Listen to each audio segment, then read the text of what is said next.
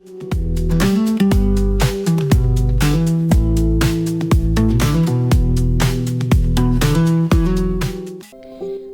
lairembina aikoi mioibada changdraba yadraba mamal yamlaba potsak kaya marum khudol tambirami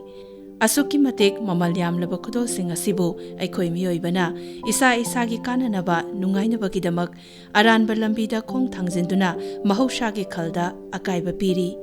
nongma nongmagi honglakliba akoibagi phibam kaitharakliba Mahousagi Khal asibu Ngaktuna Thamnaba hotnabada mari leinaba loisang singkhak natana malem asida khundaminariba aikoi khudingmakki chauraba thodangni hiram asigi matangda tongan tonganba miyoishinga unazarubagi paudam miyamda thamjari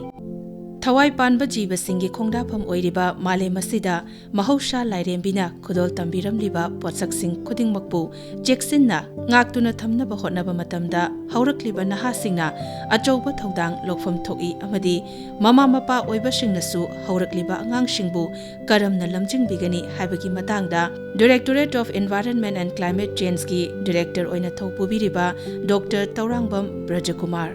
ꯑꯩꯈꯣꯏꯅ 2007-8ꯗꯒꯤ ꯁꯤꯒꯤ ꯖꯒꯥꯁꯦ ꯏꯟꯚꯣꯜꯕ ꯇꯧꯕꯗꯒꯤ ꯃꯇꯝꯗꯨꯗ ꯑꯩꯅ ꯈꯟꯈꯤꯕ ꯍꯥꯏꯇꯥꯔꯦ ꯑꯩꯈꯣꯏ ꯋꯥꯈꯜꯗ ꯁꯨꯝ ꯑꯩꯒꯤ ꯗ꯭ꯔꯤꯝꯗ ꯑꯩꯈꯣꯏ ꯏꯪꯒ꯭ꯔꯥꯖꯤ ꯋꯥꯍꯩꯗꯤ ꯑꯣꯏꯔꯦ ꯂꯤꯚꯤꯡ ꯃ꯭ꯌꯨꯖꯤꯌꯝ ꯍꯥꯏꯅ ꯑꯩꯈꯣꯏꯒꯤ ꯁꯨꯝ ꯑꯩꯈꯣꯏꯗꯤ ꯁ꯭ꯇ꯭ꯔꯥꯏꯛ ꯇꯧꯈꯤꯕ ꯍꯥꯏꯇꯥꯔꯦ ꯑꯩꯈꯣꯏ ꯒ꯭ꯂꯣꯕꯁꯤꯗꯩꯗ ꯄ꯭ꯔꯤꯊꯤꯕꯤꯁꯤꯗꯩꯗ ꯁꯨꯝ ꯕꯥꯏꯑꯣꯂꯣꯖꯤꯀꯦꯜ ꯗꯥꯏꯕꯔꯁꯤꯇꯤ ꯂꯥꯛꯑꯀꯥꯟꯗ ꯑꯩꯈꯣꯏꯒꯤ ꯕꯥꯏꯑꯣꯂꯣꯖꯤꯀꯦꯜ ꯂꯣꯁ ꯃꯥꯁ ꯂꯣꯁꯦꯁ ꯃꯌꯥꯝꯒꯤ रिपोर्टिंग क्लाइमेट चेंज थोड़ा मास एक्सटिंक्शन सेकेंड खुदी जीव अहम अहम मांगी रिपोर्ट का तौरप अखोज मीनी नोमी मांगी काहबी वखलों लाप पेनिंग है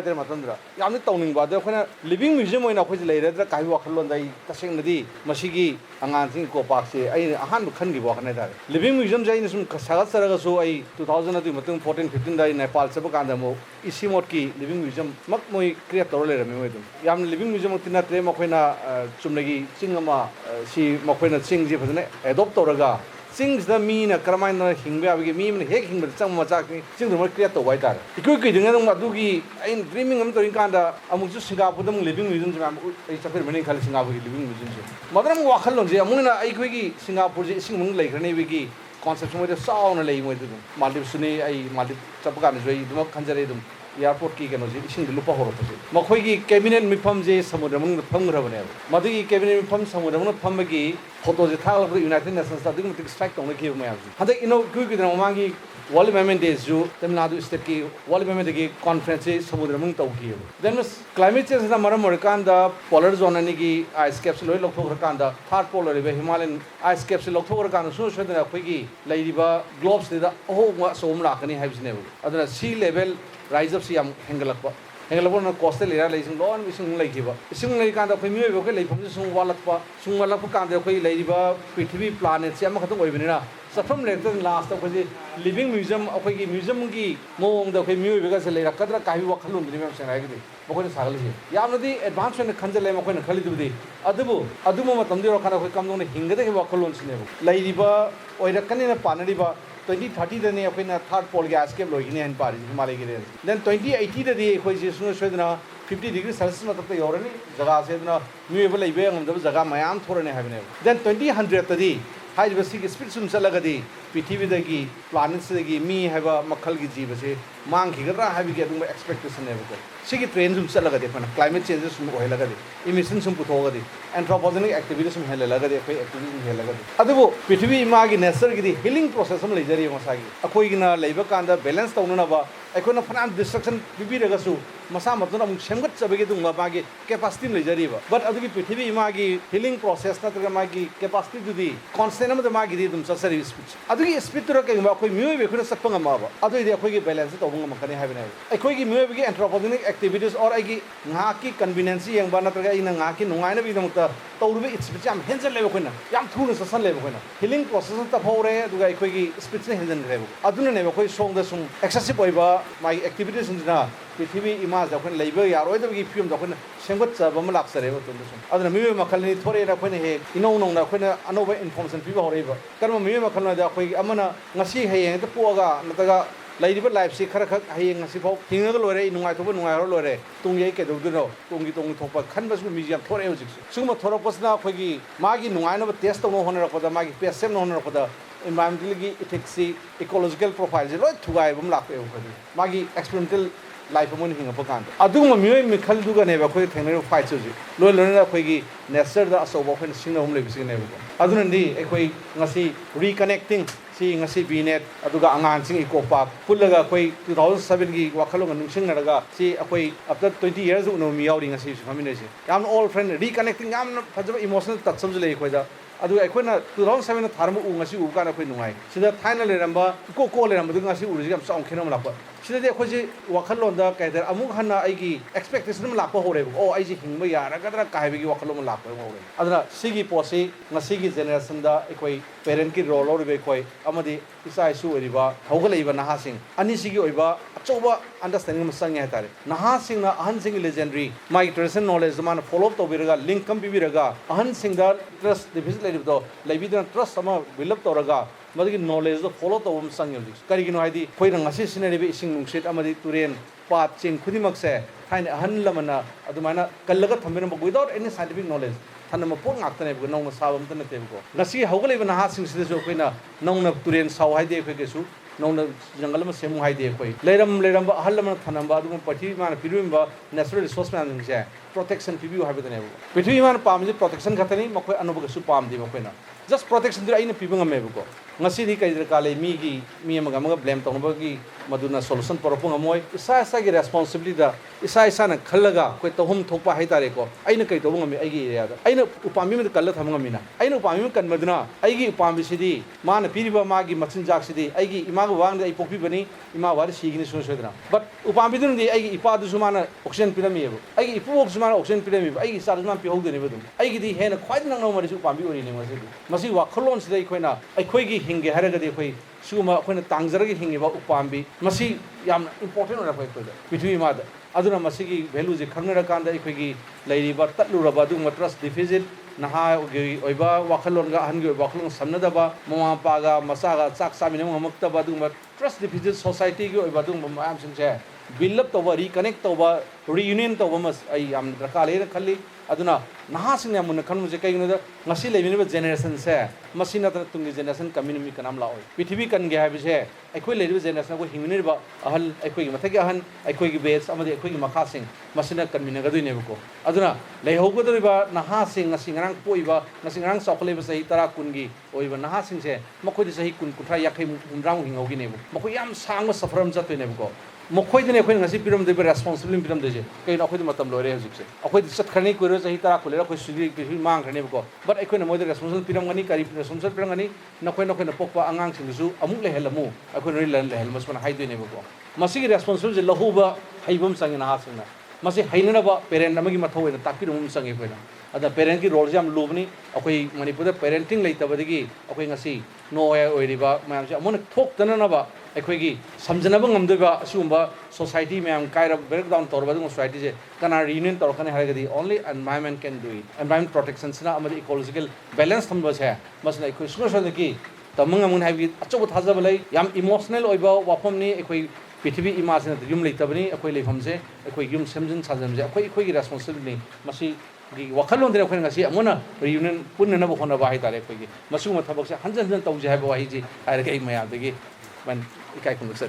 hauzik mak honglakliba ainga sagi fibam amadi kaitharakliba Mahousagi Khal asina aikhoi mioi bada amadi thawai panba jiba singda kayamuk yamna akaiba pibage amadi masibu ngaktuna thamnaba hotnabada kari karamba Thoudang sing Lougadage haibagi matangda bnet ki secretary oina thopubiriba saugrakpam bubon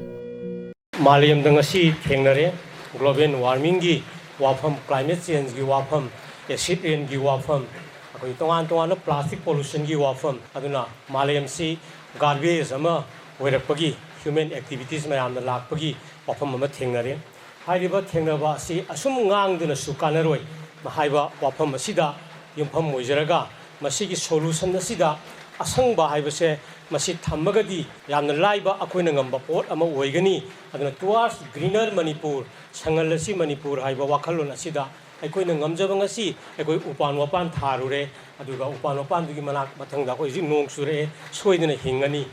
hariba global warming climate change plastic pollution acid rain ozone layer depletion singa mayam singa sida aikoina khudakta hekta aikoina tawba ngamdraga su individual roles masi yamna maru oibedo madu khangzaraga akoina sangalasi upambi ma thabadi ngamidana aduga upambi tu hinganbadi ngamidana aduna aikoina asuma ngamba mayam si yenga kanda akoina ngambadu ka tawra kanda khudam moina hairabada pijaningiba message se natural jungle natraga forest aluda leidiba miyam sing adu nataba kasi concrete jungle nena tholai iba concrete mayam gi jungle building mayam marate hingminari ba mayam sing sida maruina city town singa leiba mayam sing sida hariba message se masi ai pijaning mani maramaduna aikoina apik apik pa 2 minutes ecologist ama oibagi nongmada aja surjina su haibire sundays na holidays katang kai thoktana malem kanbagi da sobu thodang loksi yamna practical report asidagi amchu kupsil aganda binet manipur na nongmada 2 minutes ecologist ama khakti nungtigi oiminasi haiba message se koi thami malem se semak matamda yauri be ising se marik ama bhogasi aikoina hengalan besungamde tahan besungamde adu miwi bena masigi mafam masi hongal kanda nasidi ising south thondana samudragi imai mayam ma hengalal kanda these appearing destinations na hajar hajar mafum kaya samudri ironungda lukhi beje miwi begi nature ni ani pai pu singi mamit mamai samba adugum loba kogi pauna thang tamami dingthi turian gi ising dum ongning asi ai koi nakatari be ising je pithribi sem yaw ising drop ama koi hengal han bangamdribani tahan bangamdribani aduna ising asisu aikoina only malem da laidiba ising asigi manungda only 3% kadani haini fresh water je samagi manungda ahum kadani sidasu amuk polar region da 2% je amuk phamjal laga lairamni ising unmoina only samagi manungda 1% point something kadani ba koi malem da laidiba oda lakh kaya no masa haiba pambi mayam duna hingbada season bada laidiba fresh water je 1 point kadani ba sigi ising je masi akhoi ngak pasangi haiba wakalon si oi thamjage maroina mahairoi singda aikoina thamjari madudi koina khongnang pambi amana piriba contribution adugi matik chawre ngasai gi nagesori value do holu matamda adubu khongnang pambi asi kamdona kangadagi hair taragadi usek goya kanbatai khongnang gi makha da makhongda horiba maru mayam do ngasai bawda khongnang pambi obo howa thengabiromoi tawbudi usek na sara saraga magna khong hamada pura dalangi akaibada hawbudu ngatani ngasi khongnang na hawduise angang singna yengduise usek kai do bai kandoino haibadi khongnang do kannabani usek leitradi khongnang horoi khongnang leitradi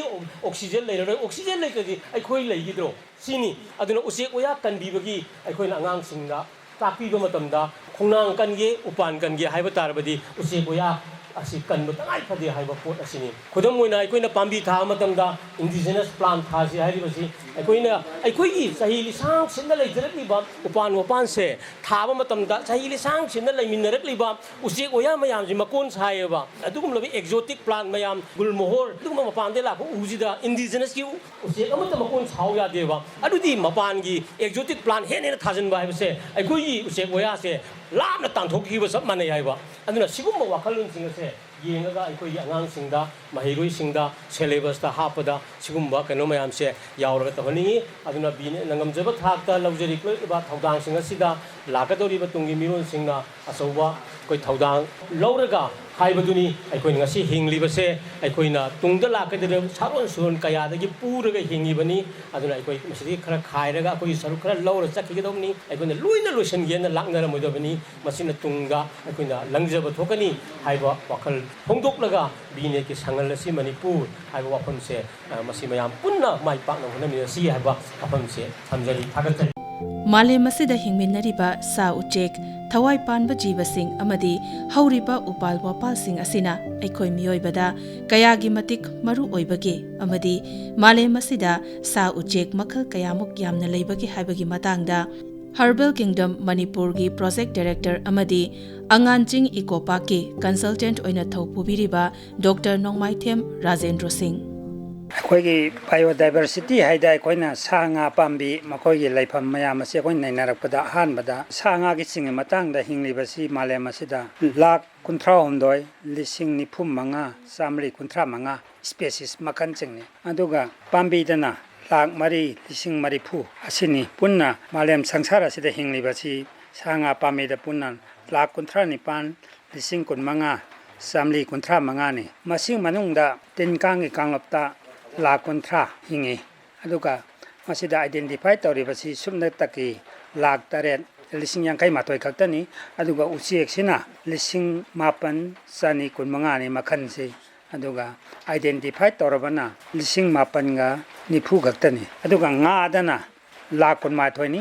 nga makhal hingli basi malem sida aduga identify torpana lising taramapan yang khai taruk tani aduga invertebrate microorganism mayam china lakh ahom ni masing manungda lakh ani lising humudra taruk samanga marifudra mari di identify tore aduna punna malem sida hingi basi lakh kunthra nipan lising kun manga samli kunthra manga sida pambi makhanda koina sumnatagi lakh ahum lising kunithoi sohum taramathoi identify tore identify tawdaba pambi masing si la amaga lising yang khai tare satruk marifuma pani hoji hoji se asigum laba pambi sing asigi marakta koina red data haida United Nations Conservation of Nature and Natural Resources na hairi si red data ra yauri basi sanga gi group ta makhan lising manga samapan kumapan di ko yamna threaten ware mangki ba yana leire haina palli aduga pambi makhan lising kunthrom doi satre kunthra amasu ko mangki ba yare haina hojik leiri ba challi ba train si di yenguraga hairi red data da palli 1996 ta ko red data da yauri basida ko malem sida hingamba jiba singi manungda sagi group ta sumnagi satruk kun manga malem sida gi mutkre haibadi benis hoigre mangre haino palli aduga pambi makhal sohunga maudra mari aikoigi malem sidagi mutkre haina palli aduga aina ngasi panjaningi ba mana aikoigi pambi amagi value si aikoina karam maina hotkadage habada hojik prithivida lariba pambi gi value si makhan tongan tongan hotpa yai han bana timber value hai mathang jina kerosene value hai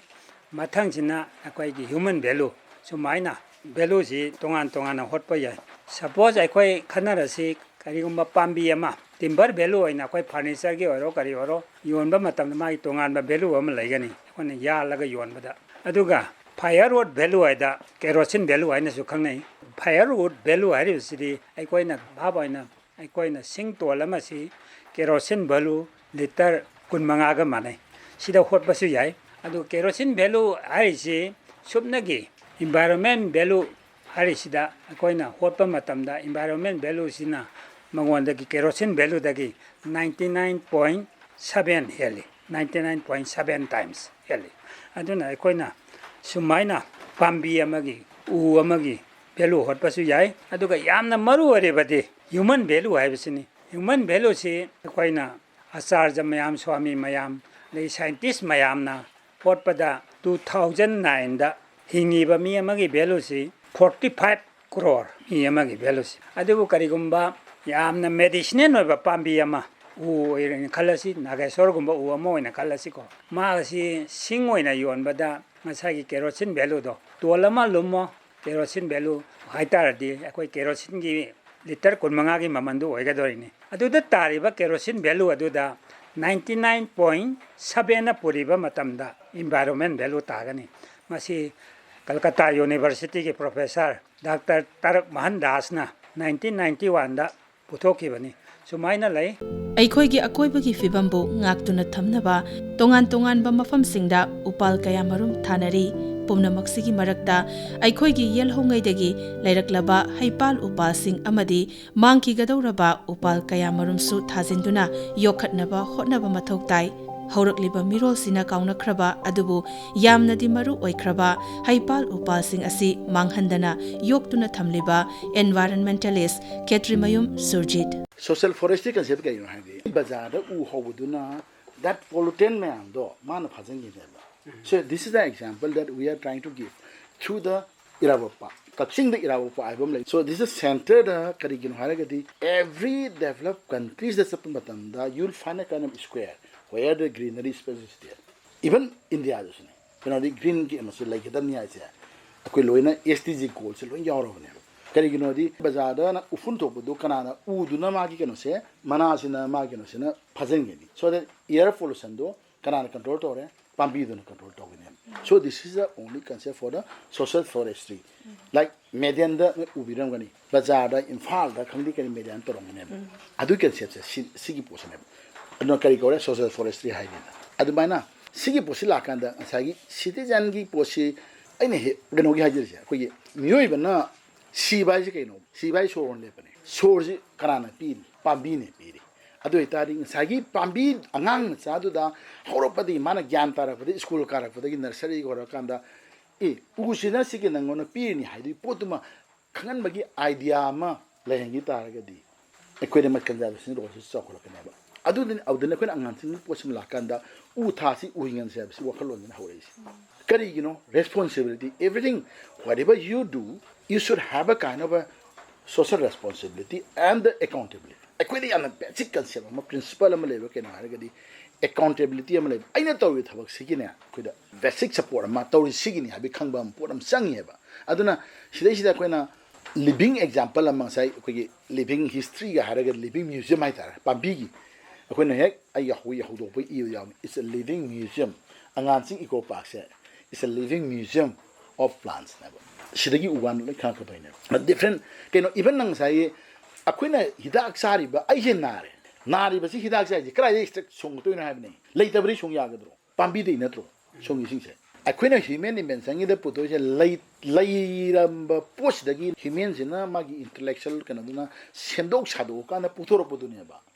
hida wor su magi original la ngane ba nan cancer ya texas bakata then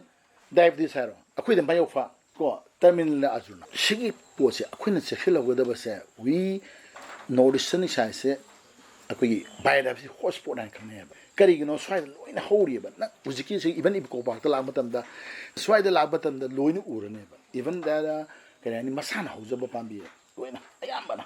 akwina khangda da ba basic no si kaino ai laita ba ri puto so ya ro ko akoi mioi ba le ba gi ai saron so le natra like that pambi singil ai hingin pambi sing da karamba pambi na magi kari value le se ai ipai pushing loina di khangam ya ngasi mi ro ni khangatre isei da la haraw ba gi da hairang wei ne chana ba hinai hairang wei kyam khandori ngasi mi ro na gulam cha tomal keli ma kong to ma kong natra akwai je like thop yam oi re like thop gi por ma khoi da la ya ba ne ngasai khang de ba ma se khang na ba ki dok dai what are the mechanism we need to find out the mechanism school lady ko sigi education institution sing da ma ji pi ba maybe aigi modari kai rori harvarium cha school campus achobada if possible thamgadam pami kana makhara sigi da ji yellow pambi se si preserve to bom sangeba so we are now creating at least angan sing ko pak da pulap ti haiba ngamoy but akoi maximum yellow upal aduga pambi si karamba pambi haragadi magi historical cultural and medicinal importance of pambi sing se we are trying to conserve here adu protect adu ne khena tawse example haibung hore texas bakata hore karpur hore tezbata hore usingsa hore agor hore dagi bokul leire tomal leire manahai leire haining leire sorfon leire hainau jom leire mayofa leire gi usingsa leire uning thau asma leire gulam cha leire muktrubi leire dagi sini sampa leire ko khagi lei hau haikru laibo si sina pareng gawe adagi khujulai kham chingthau pambi chingthau si keno dagi ai moyang dei purak pani ko sumaina leiba hairang wei leire adi sana khonang si hai fet yame yena khat leire yai da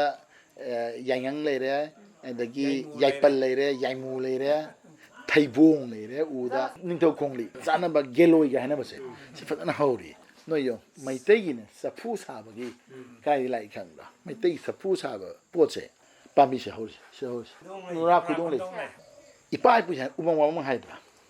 umang wa mang the wa ki the we ne get to do no matama ma de ke do re akwi gi le ku di makta wa ji wapan na lu le me because of population explosion ha ga dra se to kre ba aduna wa si presa wa ji ma khan ka ya ba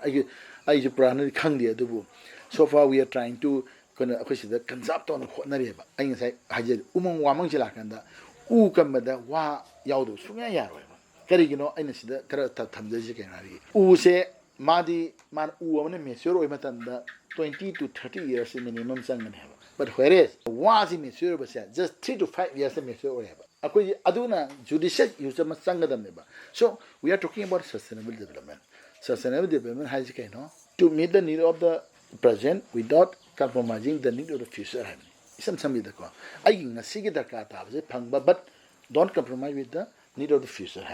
Other than Sagi Wagi process, promote tꯧꯕ ꯆꯪꯉꯦꯕ ꯍꯧꯖꯤꯛ ꯃꯌꯥꯝ ꯈꯔꯁꯨ ꯎꯕꯤꯔꯝꯃꯅꯤ national bamboo ꯃꯤꯁꯟꯒ ꯂꯥꯛꯏꯁꯦ ꯍꯥꯟꯅ ꯂꯩꯔꯝꯗꯦꯕ ꯀꯔꯤꯒꯤꯅꯣ ꯉꯁꯥꯏꯒꯤ ꯎꯗ dependent ꯇꯧꯕ ꯎꯁꯦ load ꯄꯨꯊꯣꯛꯄ ꯃꯌꯥꯝꯅ this is a problem ꯋꯥꯁꯦ promote ꯇꯧꯕ ꯆꯪꯉꯦꯕ ꯑꯗꯨꯅ ꯃꯅꯤꯄꯨꯔꯗ ꯐꯪꯉꯤꯕ ꯋꯥꯁꯦ ꯌꯦꯡꯉꯣ ꯑꯩꯈꯣꯏ ꯁꯅꯩꯕꯤ ꯎꯇꯪ ꯎꯅꯞ ꯁꯤꯒꯤ ꯇꯣꯉꯥꯟ ꯇꯣꯉꯥꯟꯕ ꯗꯤꯐ꯭ꯔꯦꯟ ꯌꯨꯖꯦꯁ ꯂꯩꯅꯦꯕ ꯇꯦꯟꯋꯥ ꯂꯩꯔꯤ ꯑꯗꯒꯤ ꯂꯣꯡꯋꯥ ꯂꯩꯔꯤ ꯂꯥꯏꯋꯥ ꯂꯩꯔꯤ ꯎꯅꯞ ꯃꯔꯤꯕꯣꯛ ꯁꯤꯒꯤ ꯂꯩꯔꯤꯕ ꯃꯌꯥꯝꯁꯦ ꯃꯥꯡꯁꯤꯜꯂꯛꯑꯕꯅꯤ ꯈꯪꯉꯛꯇ꯭ꯔꯕꯅꯦ ꯑꯗꯨꯅ ꯑꯩꯈꯣꯏ ꯕꯦꯝꯕꯨ ꯖꯣꯟ ꯑꯃ ꯑꯩꯈꯣꯏꯁꯦ ꯑꯣꯜꯔꯦꯗꯤ ꯗꯦꯚꯂꯞ ꯍꯧꯔꯕꯅꯤ ꯑꯩꯈꯣꯏ ꯉꯝꯗ꯭ꯔꯤ ꯀꯔꯤꯒꯤꯅꯣ ꯍꯥꯏꯔꯦ ꯈꯪꯉꯀꯥꯟꯗ ꯑꯗꯨꯒ ꯃꯥꯗꯤ ꯀꯥꯟꯅꯔꯤꯕꯁꯤ ꯍꯧꯖꯤꯛ ꯑꯇꯣꯞꯄꯗꯩ ꯋꯥ ꯃꯌꯥꯝ ꯑꯃꯁꯨ ꯂꯥꯛꯑꯦ ꯑꯗꯨꯅ ꯃꯤꯒꯤ ꯂꯥꯛꯁꯦ ꯑꯩꯈꯣꯏꯅ ꯋꯥꯁꯦ ꯄ꯭ꯔꯣꯃꯣꯠ ꯇꯧꯔꯀꯥꯟꯗ ꯑꯩꯈꯣꯏꯒꯤ ꯂꯩꯖꯔꯤꯕ ꯈꯣꯛ ꯌꯨꯝ ꯈꯨꯗꯤꯡꯃꯛꯇ ꯌꯣꯄꯥꯛ ꯑꯃ ꯗꯔꯀꯥꯔ ꯇꯥꯗꯦ ꯈꯣꯛ ꯋꯥꯗꯨꯅ ꯇꯧ ꯇꯥꯔꯗꯤ ꯉꯁꯤꯗꯤ ꯀꯩꯗꯧꯔꯦ ꯑꯥꯗꯒꯤ ꯌꯣꯠ ꯇꯧꯔ ꯏꯁꯇꯤꯜ ꯇꯧꯔ ꯄꯨꯁꯜꯂꯦ ꯑꯩꯈꯣꯏꯁꯦ ꯗꯤꯄꯦꯟ ꯇꯧꯔꯗ꯭ꯔꯥꯕ ꯑꯩꯒꯤ ꯏꯀꯣꯅꯣꯃꯤꯛ ꯐ꯭रीडꯝ ꯀꯥꯏ ꯂꯩꯈ꯭ꯔꯒꯦ ꯍꯥꯏꯕꯅꯤ ꯑꯉꯥꯡꯁꯤꯡ ꯄꯥꯔꯛꯁꯤꯗ ꯇꯧꯔꯤꯁꯦ ꯉꯁꯥꯏꯒꯤ ꯍꯤꯁꯇ꯭ꯔꯤꯀꯦꯜꯂꯤ ꯏꯝꯄꯣꯔꯇꯦꯟ ꯀꯜꯆꯔꯦꯜꯂꯤ ꯑꯗꯨꯒ ꯃꯦꯗꯤꯁꯤꯅꯦꯜ ꯏꯝꯄꯣꯔꯇꯦꯟ ꯑꯣꯏꯕ ꯄꯥꯝꯕꯤ ꯂꯣꯏꯅ ꯃꯌꯥꯝꯁꯤ ꯀꯟꯖꯥꯔꯕ ꯇꯧꯕ ꯍꯥꯏꯇꯥꯔꯦ ꯑꯗꯨꯒꯤ ꯃꯅꯨꯡꯗ ꯂꯩꯁꯨ ꯌꯥꯝ ꯃꯔꯨ ꯑꯣꯏꯕ ꯍꯥꯏꯇꯥꯔꯦ ꯑꯗꯨꯅ ꯂꯩꯁꯤꯗ ꯑꯩꯈꯣꯏꯅ ꯑꯩꯈꯣꯏꯒꯤ ꯏꯟꯗꯤꯖꯤꯅꯁꯀꯤ ꯌꯦꯜꯍꯧ ꯂꯩꯄꯥꯜ ꯍꯥꯏꯇꯥꯔꯦ ꯁꯦ ꯇꯈꯦꯜꯂꯩꯗꯒꯤ ꯀꯣ ꯇꯈꯦꯜꯂꯩꯁꯤꯡ ꯊꯥꯔꯒ ꯃꯌꯥꯝ ꯁꯛꯄ ꯌꯥꯎꯔꯝꯃꯤ ꯃꯥꯂꯤꯀꯥ ꯃꯥꯂꯣꯇꯤ ꯊꯥꯕꯜ ꯂꯩ ꯏꯉꯦ ꯂꯩ ꯑꯉꯥꯡꯁꯤ ꯀꯣꯄꯥꯛꯁꯤꯗ ꯑꯩꯈꯣꯏꯅ ꯇꯧꯔꯤꯕꯁꯦ ꯑꯩꯈꯣꯏꯅ ꯍꯥꯏꯅꯕ ꯂꯩ ꯍꯩꯔꯝ ꯇꯔꯦꯠ ꯂꯩꯔꯝ ꯇꯔꯦꯠ ꯎꯄꯥꯜ ꯇꯔꯦꯠ ꯁꯤ ꯂꯣꯏꯅ ꯁꯨꯔꯦ ꯑꯩꯈꯣꯏ ꯁꯤꯗ ꯂꯩꯔꯤꯁꯦ ꯑꯗꯨꯅ ꯁꯤꯗ ꯑꯩꯈꯣꯏ ꯊꯋꯥꯏꯃꯤ ꯀꯣꯟꯕ ꯍꯥꯏꯅ ꯑꯃ ꯂꯩꯔꯤꯁꯦ ꯁꯤꯒꯤ ꯌꯥꯝꯅ ꯅꯨꯡꯁꯤꯕ ꯃꯗꯒꯤ ꯑꯩꯈꯣꯏꯗ ꯍꯩꯔꯝ ꯇꯔꯦꯠ ꯂꯩꯔꯝ ꯇꯔꯦꯠ ꯎꯄꯥꯜ ꯇꯔꯦꯠ ꯁꯤꯒꯤ ꯂꯩꯔꯤꯕ ꯇꯔꯦꯠꯁꯤꯒꯤ ꯄꯣꯠ ꯂꯥꯛꯄꯝꯗ ꯇꯔꯦꯠ ꯍꯥꯏꯕꯁꯤ ꯀꯩꯗꯧꯕ ꯋꯤꯛ ꯑꯃ ꯁꯥꯔꯦ ꯑꯩꯈꯣꯏꯅ ꯍꯥꯏꯅ 24/7 ꯍꯥꯏꯗ꯭ꯔꯥ ꯂꯥꯏꯛ ꯋꯥꯏꯁ ꯁꯤꯒꯤ ꯇꯔꯦꯠ ꯈꯨꯖꯤꯡ ꯑꯣꯏꯕꯁꯦ ꯁꯤꯒꯤ ꯃꯌꯥꯝ ꯑꯃ ꯀꯜꯂꯒ ꯊꯝꯕ ꯑꯗꯨꯝꯕ ꯑꯦꯅꯤꯕꯣꯗꯤꯅ ꯂꯥꯛꯄ ꯃꯇꯝꯗ ꯎꯕ ꯌꯥꯅ ꯃꯥꯅ ꯄꯥꯝꯕ ꯉꯁꯥꯏ ꯇꯔꯦꯠꯇꯗꯤ ꯑꯩꯈꯣꯏ ꯍꯦꯜꯂꯦꯗꯅ ꯇꯔꯦꯠꯁꯤꯗꯒꯤ ꯃꯥꯅ ꯄꯥꯝꯕ ꯀꯔꯝꯕ ꯍꯩꯔꯝ ꯇꯔꯦꯠ ꯄꯥꯝꯃꯤ ꯃꯐꯝ ꯈꯨꯗꯤꯡꯃꯛꯇ ꯃꯅꯤꯄꯨꯔ ꯃꯐꯝ ꯈꯨꯗꯤꯡꯃꯛꯇ ꯑꯩꯈꯣꯏꯅ ꯁꯤꯁꯦ ꯃꯣꯗꯦꯜꯅꯤ ꯃꯌꯥꯝꯒꯤ ꯀꯣ ꯑꯩꯈꯣꯏꯅ ꯁꯤꯗꯩꯁꯤꯗ ꯍꯥꯟꯅ ꯄꯨꯡꯀꯣꯛ ꯂꯩꯔꯝꯕ ꯃꯐꯝ ꯑꯃ ꯑꯁꯪ ꯑꯃꯥꯅ ꯇꯧꯍꯜꯂꯒ ꯂꯩꯕ ꯑꯩꯈꯣꯏꯗ ꯃꯗꯨꯒꯤ ꯅꯨꯡꯁꯤꯕ ꯃꯗꯨꯒꯤ ꯏꯃꯣꯁꯅꯦꯜ ꯀꯩꯅꯣ ꯑꯃ ꯑꯣꯏꯔꯒ ꯑꯦꯕ꯭ꯔꯤꯊꯤꯡ ꯁꯦꯡꯗꯣꯛꯑꯒ ꯑꯩꯈꯣꯏꯅ ꯃꯌꯥꯝꯁꯦ ꯁꯦꯡꯗꯣꯛꯑꯒ ꯁꯤꯗ ꯆꯪꯕ ꯃꯇꯝꯗ ꯃꯥꯡꯉꯝꯕ ꯋꯥꯈꯜꯁꯨ ꯁꯤꯗ ꯂꯥꯛꯑꯒ ꯁꯦꯡꯗꯣꯛꯄꯤꯔꯣ ꯍꯩꯔꯝ ꯇꯔꯦꯠ ꯂꯩꯔꯝ ꯇꯔꯦꯠ ꯎꯄꯥꯜ ꯇꯔꯦꯠ ꯁꯤꯒꯤ ꯂꯩꯔꯤꯕ ꯀꯩꯅꯣꯁꯤꯡꯁꯤ ꯇꯧꯕꯤꯔꯀꯥꯟꯗ ꯃꯗꯨꯒꯤ ꯆꯥꯎꯈꯠꯅꯕ ꯋꯥꯈꯜꯂꯣꯟꯗꯨꯗ ꯄꯨꯔꯒ ꯑꯩꯈꯣꯏ ꯏꯟꯚꯥꯏꯔꯟꯃꯦꯟꯁꯦ ꯀꯟꯃꯤꯟꯅꯁꯤ ꯍꯥꯏꯕꯁꯤꯃ ꯑꯩꯅ ꯊꯝꯖꯅꯤꯡꯉꯤꯁꯦ ꯊꯦꯡꯛ ꯌꯨ ꯍꯣꯡꯂꯛꯂꯤꯕ ꯑꯏꯪ ꯑꯁꯥꯒꯤ ꯐꯤꯚꯝ ꯑꯃꯗꯤ ꯅꯣꯡꯖꯨ ꯅꯨꯡꯁꯥ ꯆꯥꯡ ꯅꯥꯏꯔꯛꯇ꯭ꯔꯤꯕ ꯑꯁꯤꯗꯒꯤ ꯈꯖꯤꯛꯇꯪ ꯑꯣꯏꯔꯕꯁꯨ ꯀꯟꯅꯅꯕꯒꯤꯗꯃꯛ ꯇꯣꯉꯥꯟ ꯇꯣꯉꯥꯟꯕ ꯃꯐꯝꯁꯤꯡꯗ ꯎ ꯋꯥꯁꯤꯡ ꯊꯥꯗꯨꯅ ꯁꯪꯍꯜꯂꯁꯤ ꯃꯅꯤꯄꯨꯔ ꯍꯥꯏꯕ ꯄꯥꯟꯗꯝꯗ ꯊꯕꯛ ꯊꯧꯔꯝ ꯀꯌꯥ ꯄꯥꯏꯈꯠꯂꯤꯕ ꯕꯤꯅꯦꯠꯅ ꯂꯧꯔꯤꯕ ꯊꯧꯗꯥꯡꯁꯤꯡꯒꯤ ꯃꯇꯥꯡꯗ ꯗꯤꯄꯥꯔꯠꯃꯦꯟꯠ ꯑꯣꯐ ꯖꯨꯂꯣꯖꯤ ꯃꯅꯤꯄꯨꯔ ꯌꯨꯅꯤꯚꯔꯁꯤꯇꯤꯗ ꯄ꯭ꯔꯣꯐꯦꯁꯔ ꯑꯣꯏꯅ ꯊꯧ ꯄꯨꯕꯤꯔꯤꯕ ꯅꯥꯎꯔꯦꯝ ꯃꯣꯍꯤꯂꯥꯟ ꯃꯩꯇꯩ ꯑꯉꯥꯡꯁꯤꯡꯁꯦ ꯑꯩꯈꯣꯏꯅ ꯁꯤꯗ ꯂꯥꯛꯆꯔꯤꯁꯦ ꯀꯩꯅꯣꯗ ꯑꯉꯥꯡꯁꯤꯡꯁꯦ ꯑꯩꯈꯣꯏꯅ ꯈꯪꯖꯕꯗ ꯀꯛꯆꯤꯡꯒꯤ ꯍꯧꯖꯤꯛ ꯂꯪꯁꯅꯤ ꯃꯤꯑꯣꯏꯕ ꯑꯃꯗ ꯍꯤꯡꯅꯅꯕ ꯆꯪꯕꯗ ꯂꯪꯁ ꯍꯥꯏꯕ ꯑꯣꯔꯒꯥꯟꯁꯦ ꯌꯥꯝꯅ ꯃꯔꯨꯑꯣꯏꯕ ꯑꯃ ꯑꯣꯏ ꯑꯗ COVID-19ꯗ ꯑꯩꯈꯣꯏ ꯍꯦꯛ ꯂꯣꯏꯕꯗ ꯃꯇꯨꯡꯗ ꯂꯪꯁ ꯑꯦꯐꯦꯛ ꯇꯧꯗꯨꯅ ꯂꯩꯈꯤꯗꯕꯁꯤ ꯌꯥꯝꯅ ꯌꯥꯎꯔꯤꯑꯕ ꯃꯁꯤꯗ ꯇꯥꯛꯄꯗꯤ ꯃꯤꯑꯣꯏꯕꯗ ꯂꯪꯁ ꯊꯕꯣꯝꯕꯤꯁꯦ ꯌꯥꯝ ꯇꯉꯥꯏ ꯐꯗꯅ ꯗꯔꯀꯥꯔ ꯑꯣꯏ ꯍꯥꯏꯗꯅ ꯑꯩꯈꯣꯏ ꯈꯪꯖꯩ ꯁꯨꯃꯥꯏꯅ ꯇꯧꯗꯅ ꯀꯛꯆꯤꯡ ꯂꯝꯗꯝꯁꯤꯒꯤ ꯑꯣꯏꯅ ꯄꯨꯝꯅꯃꯛꯁꯤꯒꯤ ꯑꯣꯛꯁꯤꯖꯦꯟ ꯁꯄ꯭ꯂꯥꯏ ꯇꯧꯔꯤꯁꯦ ꯃꯔꯨꯑꯣꯏꯅ ꯑꯉꯥꯡꯁꯤꯡꯁꯤꯅ ꯍꯥꯏꯅ ꯂꯧꯅꯔꯤꯕꯅꯤ ꯃꯁꯤ ꯀꯔꯤꯒꯤꯅꯣ ꯍꯥꯏꯕ ꯇꯥꯔꯒꯗꯤ ꯃꯐꯝꯁꯤꯗ ꯍꯧꯔꯤꯕ ꯎ ꯋꯥ ꯃꯌꯥꯝꯁꯤꯗ ꯊꯥꯗꯣꯛꯏꯕ ꯑꯣꯛꯁꯤꯖꯦꯟ ꯃꯌꯥꯝꯁꯤꯅ ꯁꯣꯝꯒꯤ ꯄ꯭ꯔꯖꯥ ꯃꯌꯥꯝꯁꯤꯡꯒꯤ ꯑꯗꯨꯒꯨꯝꯕ ꯑꯣꯛꯁꯤꯖꯦꯟ ꯁꯄ꯭ꯂꯥꯏ ꯇꯧꯔꯤꯕꯅꯤ ꯁꯤꯒꯨꯝꯕ ꯃꯐꯝ ꯑꯃꯗ ꯉꯁꯤ ꯑꯩꯈꯣꯏ ꯃꯌꯥꯝ ꯂꯥꯛꯆꯔꯒ ꯁꯤꯒꯨꯝꯕ ꯐꯪꯁꯟ ꯃꯆꯥ ꯑꯃ ꯑꯣꯔꯒꯅꯥꯏꯖ ꯇꯧꯕꯁꯦ ꯌꯥꯝꯅ ꯍꯔꯥꯎꯖꯩ ꯃꯇꯝ ꯑꯃꯗ ꯑꯩꯈꯣꯏꯒꯤ ꯕꯤꯅꯦꯠꯅ ꯃꯅꯤꯄꯨꯔꯗ ꯁꯪꯍꯜꯂꯁꯤ ꯃꯅꯤꯄꯨꯔ ꯍꯥꯏꯅ ꯈꯣꯜꯂꯥꯎꯒ ꯂꯣꯏꯅꯅ ꯂꯝꯗꯝ ꯀꯌꯥꯗ ꯑꯩꯈꯣꯏꯅ ꯆꯠꯇꯅ ꯃꯣꯔ ꯗꯦꯟ 100 ꯄ꯭ꯂꯦꯁꯦꯁꯅꯦ ꯑꯩꯈꯣꯏꯅ ꯎ ꯋꯥ ꯊꯥꯈꯤꯕꯁꯤ ꯍꯥꯏꯔꯤꯕ ꯃꯨꯃꯦꯟꯇꯝ ꯑꯃ ꯑꯩꯈꯣꯏꯅ ꯁꯥꯒꯠꯂꯝꯃꯦ ꯁꯥꯒꯠꯂꯛꯄꯗꯒꯤ ꯍꯣꯏ ꯃꯊꯪ ꯑꯇꯣꯞꯄ ꯃꯌꯥꯝ ꯑꯃ NGO ꯃꯌꯥꯝ ꯑꯃ ꯌꯥꯎꯕꯤꯔꯛꯇꯅ ꯃꯁꯤꯒꯤ ꯑꯩꯈꯣꯏ ꯔꯤꯚꯣꯂꯨꯁꯟ ꯃꯈꯜ ꯑꯃꯅꯤ ꯍꯥꯏꯗꯅ ꯑꯗꯨꯝ ꯁꯟꯗꯣꯛꯈꯤꯕꯗꯒꯤ ꯑꯩꯈꯣꯏ ꯑꯃꯨꯛ ꯃꯁꯤ ꯇꯣꯛꯊꯣꯛꯑꯒ ꯑꯇꯣꯞꯄ ꯃꯥꯏꯀꯩ ꯑꯃꯗ ꯑꯩꯈꯣꯏꯒꯤ ꯗꯤꯔꯦꯛꯁꯟꯁꯤ ꯆꯠꯆꯈꯤꯕꯅꯤ ꯑꯗꯨꯅ ꯃꯃꯥꯡꯗ ꯑꯩꯈꯣꯏꯅ ꯂꯧꯈꯠꯈ꯭ꯔꯤꯕ ꯎ ꯊꯥꯕꯒꯤ ꯑꯗꯨꯒꯨꯝꯕ ꯌꯥꯝ ꯁꯤꯁꯇꯦꯃꯦꯇꯤꯛ ꯑꯣꯏꯕ ꯔꯤꯚꯣꯂꯨꯁꯟ ꯃꯈꯜ ꯑꯃꯈꯣꯏ ꯍꯧꯖꯈꯤꯕ ꯑꯗꯨꯃꯥꯏꯅ ꯑꯩꯈꯣꯏ ꯉꯁꯤ ꯃꯅꯤꯄꯨꯔꯗ ꯑꯦꯔꯤꯌꯥꯗ ꯑꯩꯈꯣꯏꯅ ꯏꯟꯚꯥꯏꯔꯟꯃꯦꯟꯠꯀ ꯃꯔꯤ ꯂꯩꯅꯕ ꯑꯩꯒꯤ ꯄ꯭ꯔꯀ꯭ꯔꯤꯇꯤꯒꯤ ꯁꯥꯒꯣꯟꯅꯕ ꯃꯌꯥꯝꯁꯦ ꯑꯩꯈꯣꯏ ꯑꯉꯥꯡꯁꯤꯡꯗꯒꯤ ꯍꯧꯔ ꯑꯩꯈꯣꯏ ꯑꯍꯟ ꯐꯥꯎꯁꯦ ꯃꯁꯤꯒꯤ ꯃꯣꯃꯦꯟꯇꯝ ꯑꯃ ꯁꯥꯒꯠꯄ ꯆꯪꯉꯤ ꯑꯩꯈꯣꯏ ꯇꯨꯡ ꯀꯣꯏꯅ ꯃꯁꯤ ꯂꯝꯗꯝꯁꯤꯗ ꯑꯩꯈꯣꯏ ꯍꯤꯡꯁꯤ ꯃꯥꯏ ꯄꯥꯛꯅ ꯍꯤꯡꯁꯤ ꯍꯥꯏꯕ ꯇꯥꯔꯒꯗꯤ ꯑꯩꯒꯤ ꯁꯥꯒꯣꯟꯅꯔꯤꯕ ꯁꯁꯇꯦꯅꯦꯕꯜ ꯗꯤꯕꯦꯂꯞꯃꯦꯟꯠ ꯏꯟꯚꯥꯏꯔꯟꯃꯦꯟꯠꯁꯤ ꯃꯁꯤ ꯀꯜꯂꯒ ꯆꯠꯄ ꯗꯔꯀꯥꯔ ꯑꯣꯏꯁꯤ ꯏꯟꯚꯥꯏꯔꯟꯃꯦꯟꯠ ꯍꯤꯡꯍꯟꯁꯤ ꯃꯅꯤꯄꯨꯔꯗ ꯏꯟꯚꯥꯏꯔꯟꯃꯦꯟꯠ ꯀꯟꯁꯤ ꯁꯁꯇꯦꯅꯦꯕꯜ ꯗꯤꯕꯦꯂꯞꯃꯦꯟꯠ ꯂꯩꯍꯟꯁꯤ ꯍꯥꯏꯕꯁꯤ ꯈꯣꯜꯂꯥꯎꯁꯦ ꯑꯩ ꯊꯝꯖꯕ ꯑꯣꯏꯅ ꯁꯪꯍꯜꯂꯁꯤ ꯃꯅꯤꯄꯨꯔ ꯍꯥꯏꯕ ꯕꯦꯗꯤꯛꯀꯤ ꯈꯣꯜꯂꯥꯎꯁꯦ ꯃꯌꯥꯝ ꯌꯥꯎꯃꯤꯟꯅꯁꯤ ꯍꯥꯏꯗꯅ ꯃꯌꯥꯝꯕꯨ ꯑꯄꯤꯜ ꯇꯧꯖꯔꯤ